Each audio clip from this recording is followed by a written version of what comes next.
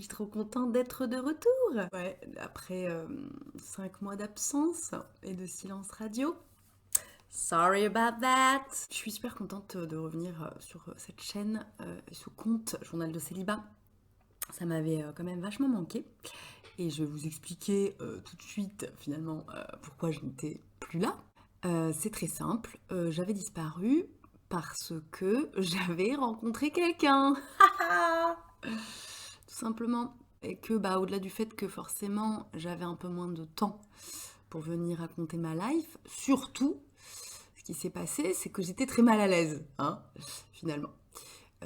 Parce que j'ai quand même passé les 5 premiers épisodes de cette chaîne à revendiquer, voire à faire un peu de prosélytisme sur le célibat féminin, à recevoir des messages de plein de meufs qui me disaient que ça faisait grave de bien d'entendre ces discours.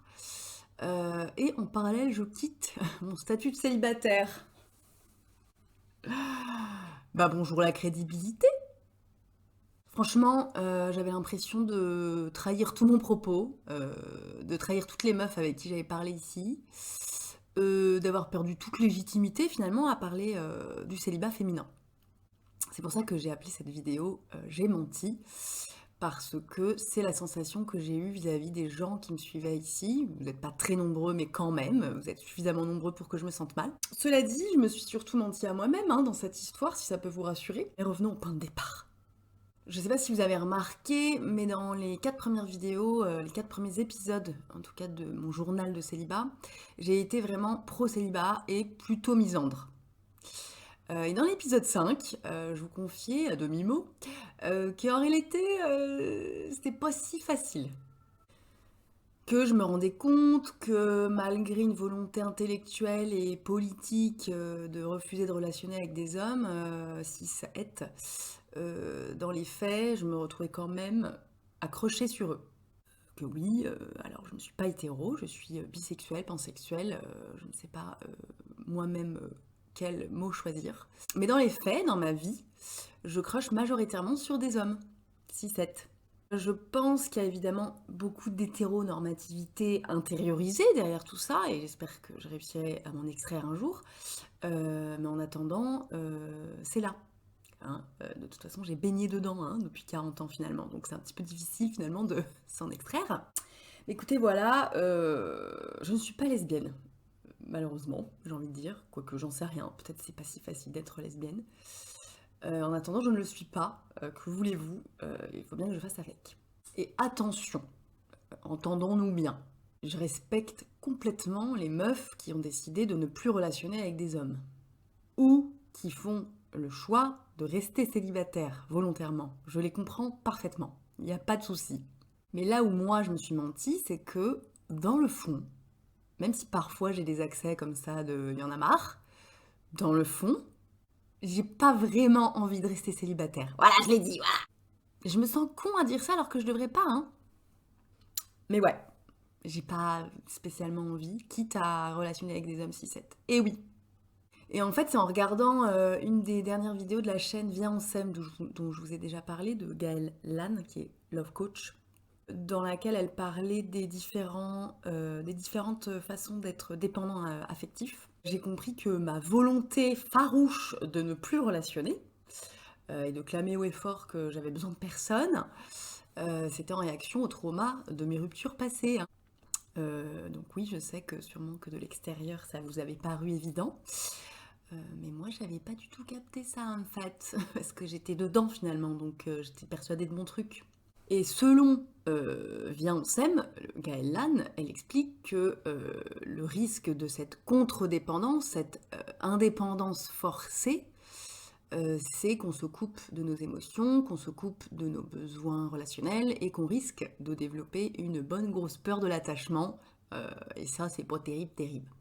Donc oui, la vérité, si j'essaye d'être un peu objective, c'est que j'ai vraiment aimé avoir des amoureux par le passé. Que dans ma vie, j'ai été quand même souvent hyper heureuse en relationnant avec des hommes. Je sais, c'est fou. Alors, pas toujours, et surtout pas tout le temps, parce qu'il n'y a aucune situation qui est parfaite de A à Z, Mais le fait est que dans les quelques histoires d'amour que j'ai eu la chance de vivre, c'était avec des hommes, et j'ai apparemment été suffisamment heureuse pour avoir envie de revivre ça un jour. Et c'est exactement à cause de cette envie que depuis ma dernière relation amoureuse, je fais des choix amoureux, des choix relationnels, pas top. Pourtant, rappelez-vous, si vous me suivez depuis le début dans l'épisode 4, je parlais de clarifier ses objectifs relationnels. Et je disais précisément que je ne voulais plus relationner avec qui que ce soit pour de mauvaises raisons. Ah, je vous annonce sans ménagement que j'ai parfaitement échoué. Parce que depuis 1 an et demi, je fais à peu près tout le contraire. En fait, pour vous donner une image, c'est comme si depuis mon dernier chagrin d'amour, j'étais un peu tout le temps affamée. Et que dès que je voyais de la nourriture, je me jetais dessus sans me préoccuper de si ça allait me plaire au goût ou de si ça allait me rendre malade ou pas. Je suis à 2 doigts de comparer mes relations à du McDo. Bon. Bref, l'idée, c'est donc d'assumer pleinement que oui, j'ai envie d'avoir un amoureux ou une amoureuse. C'est tout ce que je me souhaite. Et au fond, c'est une envie ou un souhait plutôt humain, hein, on va pas se le cacher. Et non, ça ne fait pas de moi une meuf moins badass que ce que je pense. Parce qu'en réalité, je me disais, avoir envie de relationner, c'est un aveu de faiblesse. Alors que, mais pas du tout, j'étais complètement à côté de la plaque de penser ça. Et d'ailleurs, je sais pas vous, mais moi, autour de moi, il y a bien plus de gens en couple que de gens célibataires. Je me suis amusée à compter là, comme ça, vite fait avant la vidéo. Et j'ai compté à peu près dans mon entourage, j'ai compté sur 58 personnes, il n'y a que 14 célibataires. Dans des amis proches, enfin proches, dans mes amis, voilà, dans mes âges à peu près. Donc en gros, autour de moi, les 3 quarts des gens sont en couple. Pardon, mais ça doit bien vouloir dire, quand même, que les gens sont heureux d'être en couple. S'il y a autant de gens qui sont en couple. Alors je sais, les injonctions, la société, tout ça, mais quand même. 3 quarts, ça fait beaucoup. Alors pourquoi j'aurais pas le droit, moi aussi, d'avoir envie d'être en couple, hein?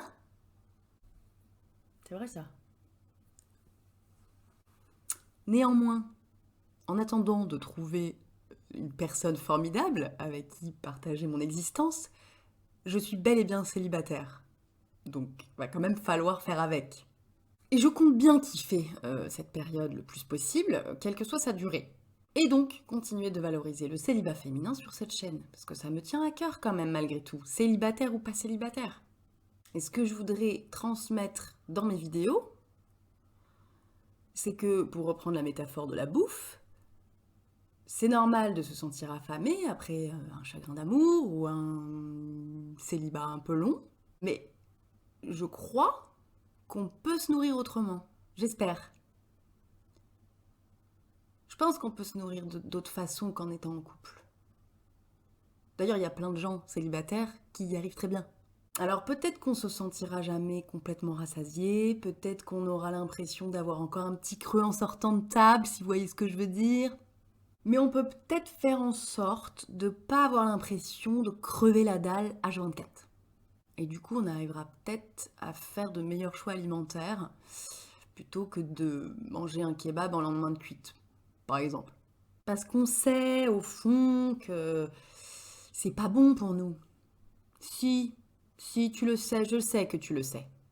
Avant de vous quitter, je me pose une question. Au vu de tout ce que je viens de dire, est-ce que ce serait pas judicieux de changer le nom de ce compte, de cette chaîne? Parce que journal de célibat, c'est très rigolo, mais si c'est pour que je me sente plus légitime de vous parler de relations et de célibat dès que je rencontre quelqu'un, c'est un peu dommage. Dites-moi ce que vous en pensez dans les commentaires ou en DM. Ou si on s'en fout, en fait. Peut-être qu'on s'en fout. En attendant, je vous fais des bisous et je vous dis à la prochaine.